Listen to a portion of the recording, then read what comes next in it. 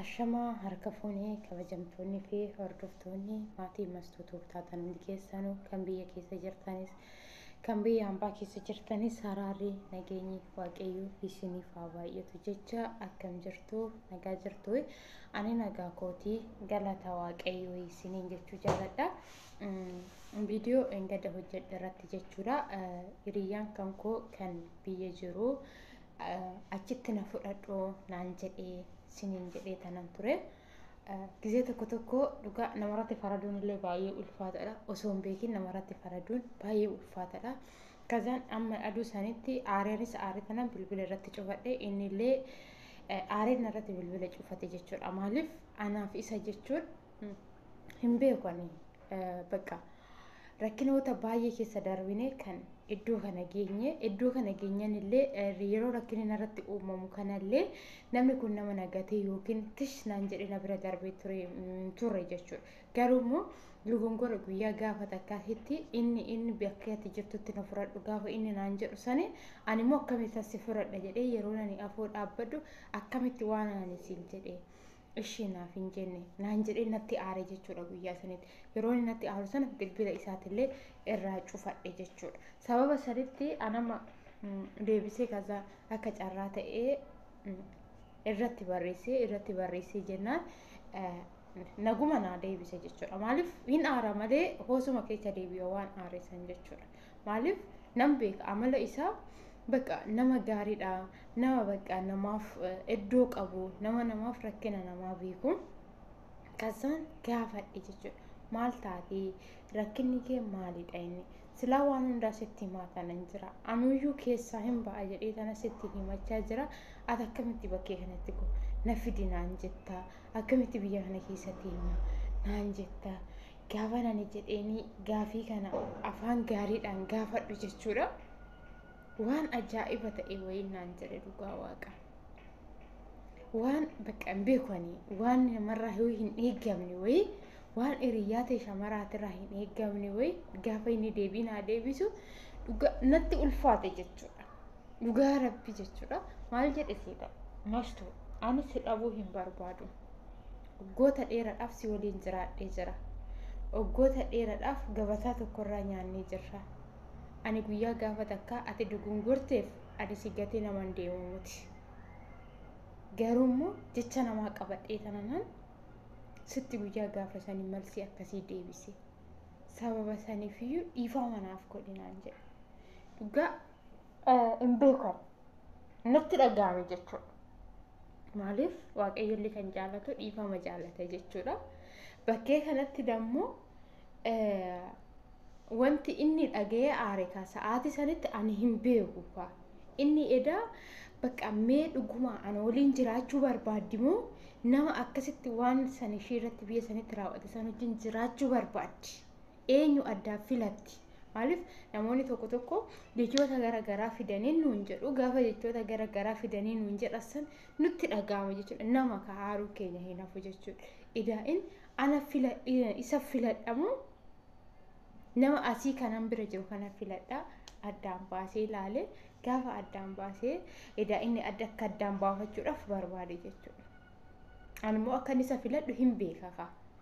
Namni kun jijjiiramtee jirti moo akkuma kaleessatitti jirti? Soosinnaan anuma kaleessati moo kan har'aati? Maalummaa hiyyadaa inni addaan na baasuuf baasee na beekuudhaaf gaafii kana gaafa inni na gaafatu anis immoo hin beekne ka. Maaliif akkamitti achitti kootu naan jetta? Akkamitti asitti koona fudhadhu naan jetta? Ani nan gala jedhee osoo sitti bu'aa jiru. Kaleessa illee nan gala jedhee osoo sitti bu'aa jiru.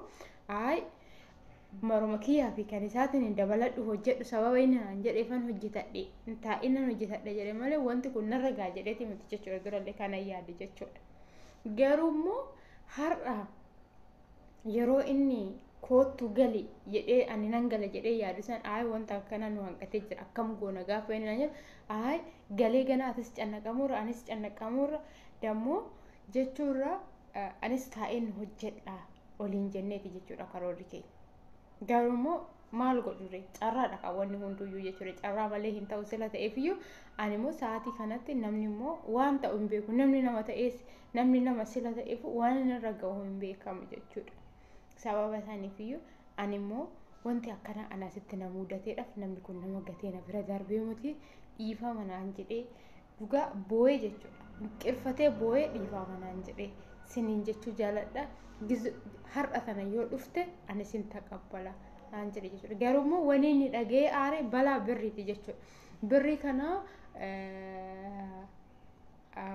video kalee sallee jedhee ture waa'ee birrii tirate jechuudha birrii 10,000 tinaaf nan kennaa fi sababa saniifiyyuu daa'ima naaf haa kennitu kan jedhe jechuudha inni isa sanarratti edaa inni duruma dhagee jira ani garuu immoo eengada nagee video waa'ee kana ani dura hin beeku ture jechuudha garuu immoo eengada walee xubii video hojjettee isarratti dhagee malee ani dura hin beeku ture jechuudha edaa ishiin dura ishiin dhageechetti qabdi isatti himte wantoota akkanaati gaafa inni jettee ishiin isatti himtu inni immoo ana jechuudha nafattanuudhaaf ana immoo isa abbaa daa'ima ishii san caalchifatti gaafa jedhu ana nafattanuuf dhufe jechuudha as keessatti ani kana yoo ta'e giddaaji narra ga'e malee fedha kootiin ni mooti ani immoo hiriyaa koo gatuu hin barbaadu hiriyaan koo anaaf ija kooti namni tokko ija malee hin deemu sila ta'eefiyyuu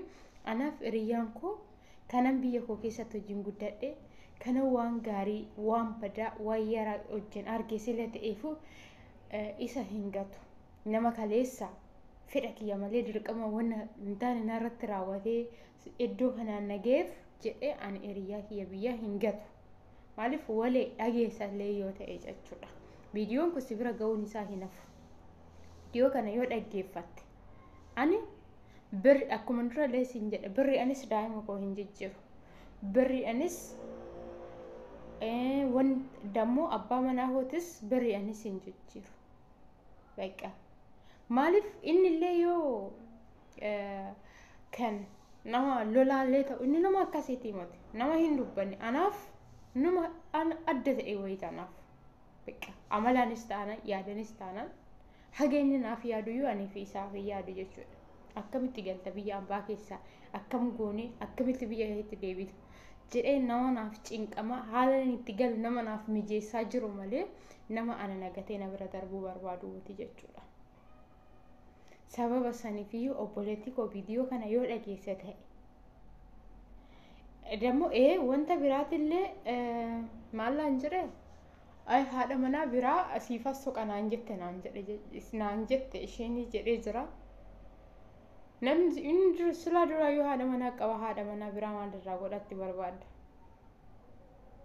odoottillee fidde yookiin ana malee nama jiraachuu hin dandeenye yoo ta'e maal goota sababa saniifiyyuu dhiisi hin xaariin akkanumaan jechuudha oggaa kurnan har'aallee biyya hoo'itti deebi'ee galee oggaa har'aallee oggaa lamaan har'aallee ji'a har'aallee galee aniif inni gargar hin ba'an haadha manaa biraatti isattis haadha manaa biraa hin soqini anas immoo akkan daa'ima kiyya maallaqatti gurguruuf hin yaadin jechuudha sababa saniifiyyuu akkasii isiniin jechuu jaaladha viidiyoo kana nama wanta hojjechoota nama haasa'e kana keessatti osoo haguma barbaadeyyuu hiriyyaan keessan hamaa ta'e sa'aatii sanitti aara malee keessa deebi'ee maaliidhaafan kana jedheen jedhe keessa deebi'ee yaaduun isaa hin hafu jechuudha gaafa inni keessa deebi'ee yaadu san immoo jechuudha gaafa inni dhufee dhiifama siniin jedhe dhiifama isaa san hin didina maaliif yeroo saniif dogongoree jira gaafa dhufee dhiifama sin gaafatu dammoo gaabbee jira dammoo sin hiriyyaa keessan miitanii gaafa biraa deemtan